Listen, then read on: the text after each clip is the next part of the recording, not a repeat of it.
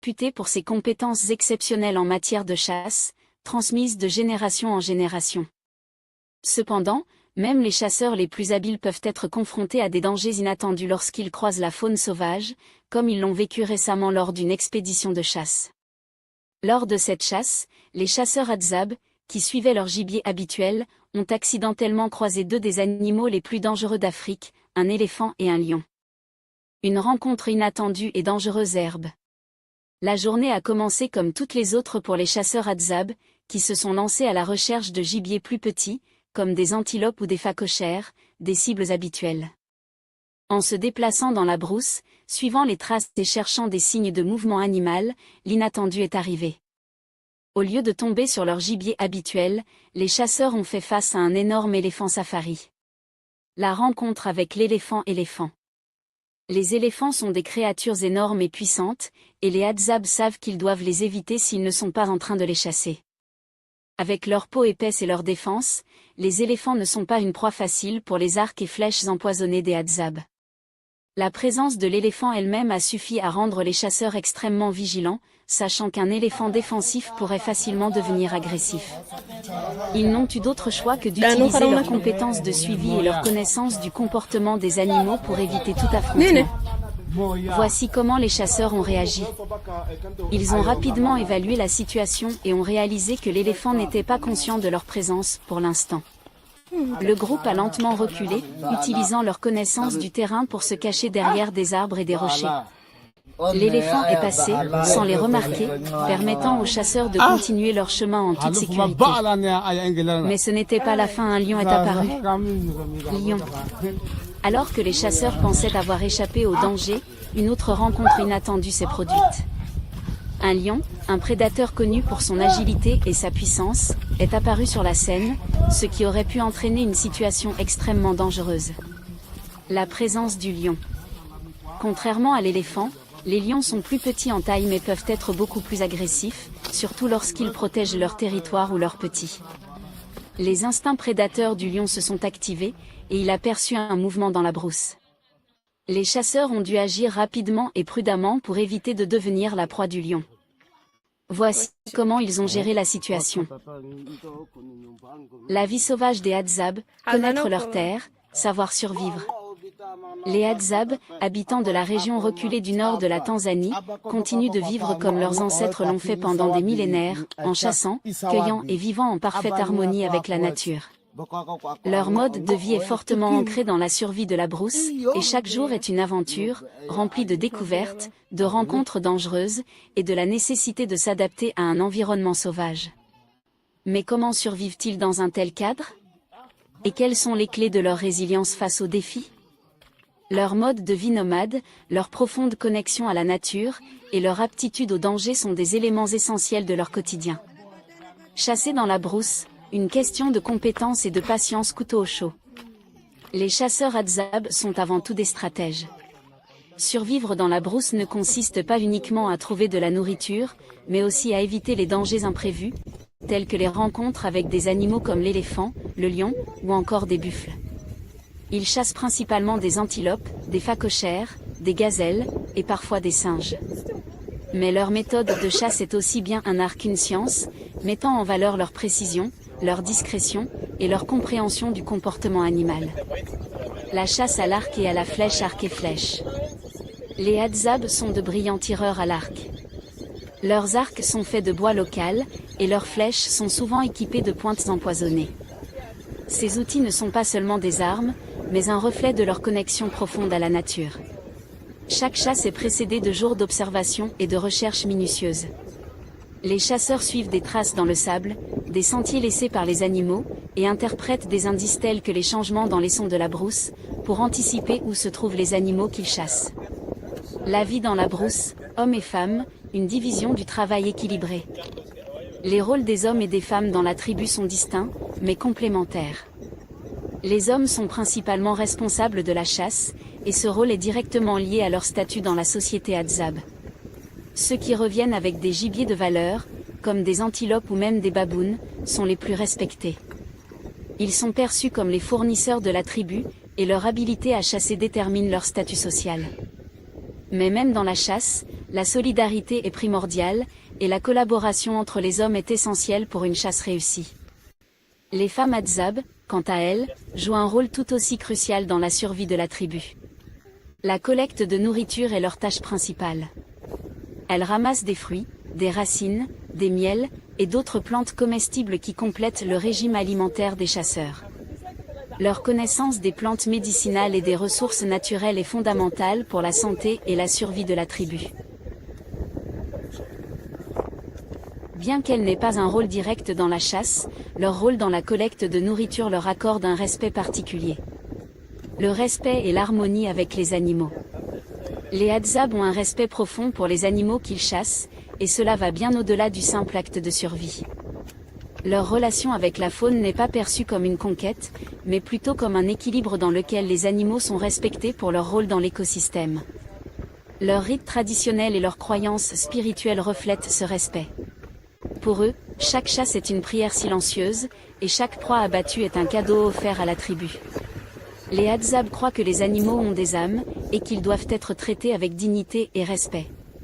Il existe des rites de purification et des rituels d'initiation pour les jeunes chasseurs, afin de leur enseigner cette relation spirituelle avec la faune. Ce respect profond pour la nature se reflète également dans leurs croyances animistes, où les esprits des ancêtres et des animaux continuent d'influencer leur quotidien. La vie spirituelle des Hadzabe, la nature, leur religion herbe. Les Hadzabe vivent dans un monde spirituel intimement lié à la nature. Leur spiritualité est principalement animiste, ce qui signifie qu'ils croient que tous les éléments de la nature, qu'il s'agisse de roches, de plantes, ou d'animaux, possèdent une âme. Ils croient que les esprits des ancêtres continuent de guider la tribu, mais aussi que la nature elle-même est vivante et sacrée. Les rituels et les cérémonies sont essentiels pour la cohésion de la tribu. Par exemple, les chasseurs récitent souvent des chants et des incantations avant de partir en chasse, demandant la protection et la bénédiction des esprits. Lorsqu'ils tuent un animal, une prière silencieuse est souvent dite en guise de remerciement et de respect. La chasse elle-même fait partie d'un rituel sacré, il ne s'agit pas simplement d'une activité quotidienne pour se nourrir, mais d'un acte spirituel dans lequel les Hadzabe demandent à être guidés par les forces spirituelles qui les entourent. Ils croient que la connexion à la terre et la révérence envers les animaux les maintient en harmonie avec leur environnement. Le mode de vie nomade et les défis de la modernité. Les Hadzabe sont une tribu nomade, se déplaçant fréquemment pour suivre les ressources naturelles. Leur mode de vie les oblige à s'adapter constamment aux changements de leur environnement, qu'il s'agisse de migration animale ou de modification climatique.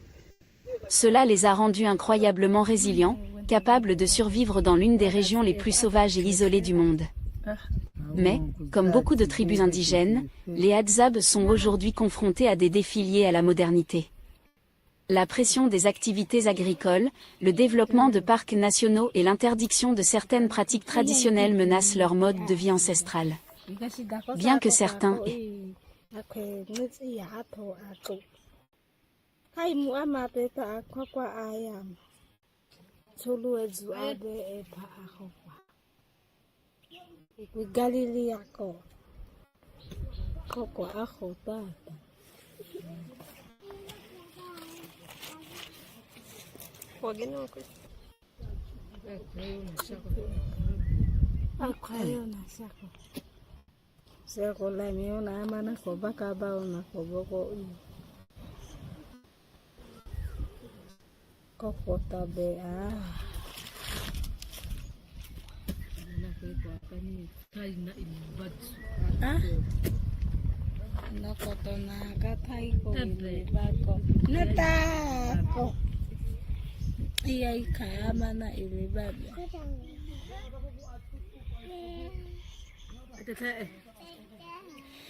Shaba's dilemma, lost between two worlds. It had been 3 days since Shaba left the village. He walked alone, his heart heavy, his mind clouded with thoughts. He had left behind his people, his ex-wife, and the familiar rhythm of the Hadzabe life. But most of all, he had left behind the European woman, the one who had introduced him to something different, something confusing yet exciting. At first, he had convinced himself he didn't need her, that his life was better untouched by foreign ways. But now, each step he took seemed to lead him deeper into doubt. The nights felt colder, the land felt whiter, and loneliness followed him like a shadow. The morning sun painted the savanna in golden hues as Shaba made his way across dry grasslands. His bow was slung over his shoulder, but his heart wasn't in the hunt. He wasn't sure if he was searching for food, a path forward, or something else entirely. Then, suddenly, he stopped. A presence. A shift in the air. His instincts sharpened as he looked ahead. There, in the clearing, stood a massive lion, a powerful beast, its golden mane illuminated by the sunlight. Its deep amber eyes locked onto Shaba, unblinking, unreadable. But it wasn't just the lion. Around it, other animals had gathered. A few gazelles stood frozen in place. A small group of hyenas lingered in the distance. Birds circled above. It was as if the entire wilderness had stopped to watch. Shaba had faced wild animals before, but this was different. The lion did not roar. It did not charge. It simply watched him. The silence was overwhelming. Shaba's heart pounded. He had grown up in these lands, he had hunted, he had fought. But now, standing before the king of the wild, he felt something he had never felt before. Powerless. He wasn't afraid of death. That wasn't what made his legs feel weak. It was something deeper, something in the lion's gaze, something in the way the world had stopped around them. It was as if the lion was waiting for something. Waiting for him to decide. The battle within. Shaba swallowed hard. "Why are you here?" he whispered, his voice barely audible. The lion exhaled through its nose, a deep rumble in its chest. It did not move, did not growl, did not threaten. It was simply there, watching him. Shaba clenched his fists. Was this a sign? A message from the spirits? Had he strayed too far from his roots? Or was this a test, one last challenge before he could understand what he truly wanted? His thoughts were a storm inside him. Should he go back to the village? There, his people waited. His ex-wife, Kazi, had returned, wanting to fix things. She had once been his everything, and maybe, just maybe, they could rebuild what they had lost. Should he search for the European woman? She had shown him a different world, a different way of thinking. She had left, but she had also sent him food, spaghetti, as if she still cared, as if she still wanted him in her life.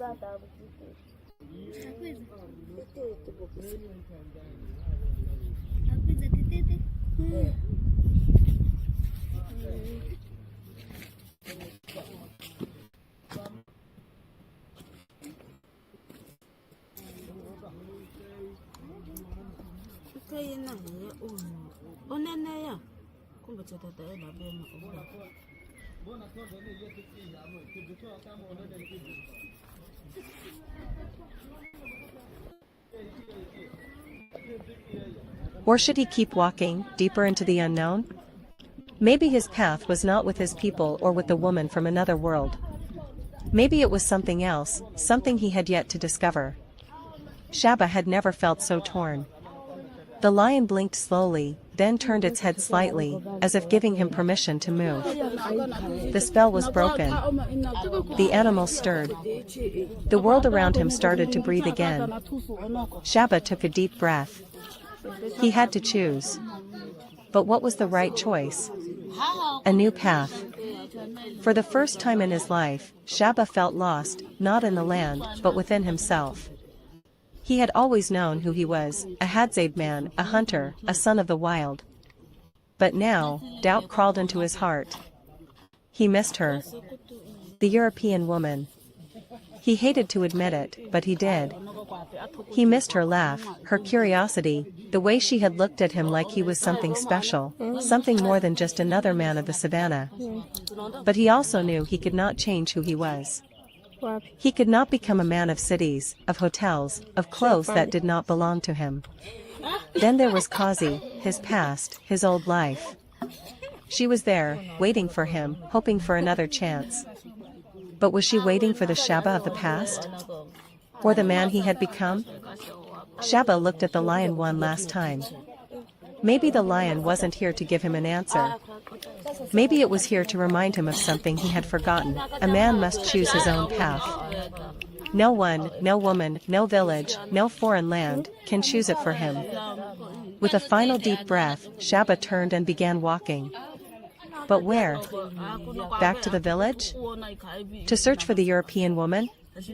Or into the unknown? Only time would tell.